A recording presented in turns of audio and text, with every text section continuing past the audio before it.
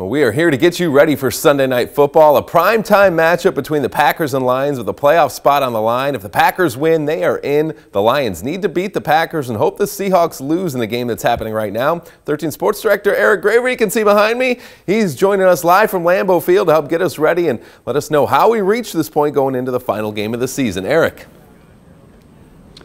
Hey, Derek. Yeah, if you go back to October, you wouldn't think the Lions and Packers were getting flexed into Sunday Night Football with playoff implications on the line, not only for the Packers, but for the Lions as well. And really, just take a look at how both these teams got here after a long season. Just 42 days ago, the Packers' season looked all but over. The Packers at 4-8. Who knows what the next 4 or 5 weeks will be. Aaron Rodgers taking questions about the possibility of his backup, Jordan Love, taking his place to finish out the season. And look, I'd love to finish the season out, but I understand, this is a business, and hopefully we don't have to have that conversation. But if that conversation comes up, I'll approach that with an open mind. But in true Aaron Rodgers fashion, he battled through injuries the following week, led his team to a comeback win in Chicago. Rodgers steps up, end zone, Watson, he's got it again! That was a turning point, I think, for us, because 4-9, probably out of it. That win sparked a 4-game winning streak for the Packers, capped off by a statement win over the NFC North champs. To the end zone for another Packer touchdown. I do believe in the power of manifestation, and when you start to believe something strongly, that some miraculous things can happen. Setting them up for a win and in game at Lambeau Field tonight. But the Packers aren't the only ones who turned their season around. The Lions fell to 1-6 and were facing yet another lost season in Detroit. As frustrating as it is, I know how close we are. The hard thing is to just keep doing your job, and stand in the thick of the storm. We know how really close we really are, and it's just up to us to just find out, pull it out of ourselves, and come out with these dubs. But 3 wins later, the Lions were starting to show the fight that head coach Dan Campbell wanted to see when he was hired last season. When you knock us down, we're going to get up, and on the way up, we're going to bite a kneecap off, all right? And we're going to stand up, and then it's going to take 2 more shots to knock us down. Detroit went on to go 7-2 over their last 9 games, proving that these weren't the same old Lions. Our guys, they know they belong. They know they belong, and they know when they play football like we've been playing the last 6 weeks, we can play with anybody. That's the truth. The 2 remarkable turnarounds has the stage set for Sunday Night Football. We know, we're a big draw. There's going to be a lot of fans watching. But when you have success for a long time, and we have, they either love you, they want to see you fall. So hopefully we can disappoint some people on Sunday night. This is big, and it's going to be fun, and let's go. I mean, the intensity is up now. This is a playoff game.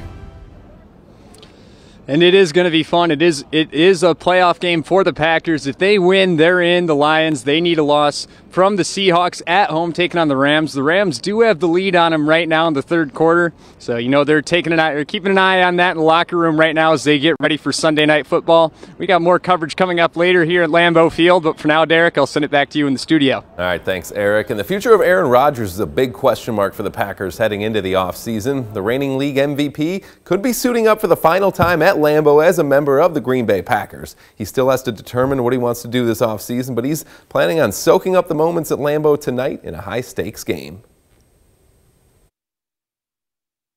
When I think about that, it's nothing but gratitude. Not remorse or sadness, just gratitude for the time that I've been here, the amazing memories that I've had on this field. Been a lot of great moments, but I'm still undecided. We're all undecided about the future, and we're just going to enjoy Sunday night and hopefully have some more to play for. The only thing on Rodgers' mind right now, winning tonight's game and getting into the playoffs. Coming up, much more pregame coverage, including a story about a player who's now familiar with both sides of this rivalry. More Packers and Lions previews when we get back. Well, Rockford native Dean Lowry's Ironman streak came to an end last week. He played in 101 straight games for the Packers before missing last week with a calf injury. He left the game with the Dolphins, and the Packers placed him on IR, ending his regular season. He is eligible to return in the NFC Championship game if the Packers can win tonight and then get it rolling in the playoffs. He has a half a sack, 5 QB hits, and a blocked field goal in 15 games this year. The Boylan grad becomes an unrestricted free agent after the season, so we'll monitor his future this offseason. Now we're going to head back out to Lambeau Field, where Sports Director Eric Graver is live ahead of the big-time Sunday night matchup with a look at someone who's been on both sides of this thing, right, Eric? Yeah, Jamal Williams, he knows this rivalry. He spent 4 years with Green Bay, signed with the Lions back in 2021, and he's really taken off with the Lions. He's really a character off the field as well. Lions running back Jamal Williams likes to keep it simple. I just want to play football and go home. But you're holding me right now. I just want to go home and play Pokemon. Go home and play Pokemon? Yeah, Pokemon. When he's not playing Pokemon, he's been scoring touchdowns at a near record pace. Williams is one touchdown away from tying Lions legend Barry Sanders' record of 16 in one season. He has a chance to hit that mark against his former team. Williams spent 4 years with the Packers before signing with the Lions last season. I think I got a rebound. It was the Lions. They picked me up. You know what I mean? Now they feeding me good, taking me to dinners. You know what I mean? Another man's trash is another man's treasure. So, but I'm just having fun, man. While he wasn't putting up the numbers that he is now with the Lions, he always made a big impression in the Packers locker room. So if I see Jamal, I'm giving him a hug, man. I love Jamal. He's one of my all-time favorite teammates. He is one of the happiest teammates we've ever had, one of the greatest guys in the locker room that I've been able to work with. Jamal is so much more than just production on the field. And the production, like we've seen this year, is fantastic. But he's such a great locker room guy. He's a great leader, motivator. His contract is up at the end of the season, but does he want to stay in Detroit? Let me think about it. I spent 2 years here. I'm doing great. Do I want to come back? Do I want to come back to more blessings and actually being good? Let me think about that one. That's your answer. Jamal Williams always having fun, whatever field he's on. He was one of the first players out here in Lambeau, dancing out in the end zone, so it should be a good game for him tonight. Back over to you, Derek. All right, thanks a lot, Eric. And still to come, the other teams in the NFC North also faced off today. We'll check in on the Bears and Vikings with a Rockford twist after this break. Well, Auburn High School grad Vidarian Lowe getting some time for the Minnesota Vikings as they wrap up the regular season in Chicago against the Bears. First quarter, Vikings with first and goal. Kirk Cousins finds Adam Thielen for the touchdown and a 6-0 Vikings lead. It's 16-0 in the second when the Bears give it to Velus Jones Jr. on the little end-around toss. Somehow stays in bounds among the traffic there, cuts it upfield. It's a 42-yard touchdown for Jones, and that makes it a 16-6 game. Second half, there's Lowe in number 63 there in white into the game in the second half, and the Vikings run it right behind Lowe for a touchdown as they get the win 29-13. But the Bears, maybe a big winner in this one, as the Houston Texans beat the Indianapolis Colts, so the Bears now have the #1 overall pick in the 2023 NFL Draft. Now, as we get closer to within 2 hours of kickoff as Lambeau Field for this big Sunday night showdown, we're going to send it back out to Eric Graver. And Eric, final thoughts, any predictions on this game here as we are about just a little less than 2 hours from kickoff? Well, right now the spread, Derek, they got the Lions as a 5-point underdog. I think that's a little high. I think this game's going to get decided by a field goal either way. So I'm actually going to go against the grain, say the Lions might get them by a field goal. It's kind of a reluctant prediction, though. Either way, going to be a 3-point game. It's going to be a good one out here at Lambeau. Yeah, what's the energy like just walking through, Titletown, walking through, all those tailgaters that are out there right now?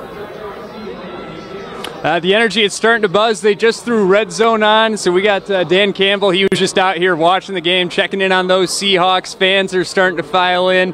It is a little cold. Some friendly Packers fans just offered me some heat packs. I might take them up on that right after this, but the energy, it's really starting to pick up as we get closer and closer. Yeah, Sunday Night Football, it's always a special thing at Lambeau Field when you're under those lights, prime time, just the history, the energy there. How neat is it just to be in that kind of an environment right now? I mean, it really is special, and you just can feel it, just the momentum building, and as we get closer and closer. And really, if the Seahawks lose, and it turns into a playoff game tonight, and everyone here kind of understands that, and you can just feel the energy all over the place. All right, Eric, sounds great. I'll give you my prediction, too. It's going to be tough here, I think, for the Lions. It's, Aaron Rodgers, he thrives in these situations a lot of times. So I'll say I'm going to think it's a close one, too. I'll say a 31-28 Packers win. What do you think about that one? I like that. A lot of points in that one. I hope we see it. Jared Goff, he can kind of struggle in the cold sometimes, but he's got a chance to prove that narrative wrong tonight. All right, for Eric Graver, I'm Derek Bain. Thanks so much for watching our pregame special. Be sure to tune in to Sunday Night Football tonight in just a couple of hours.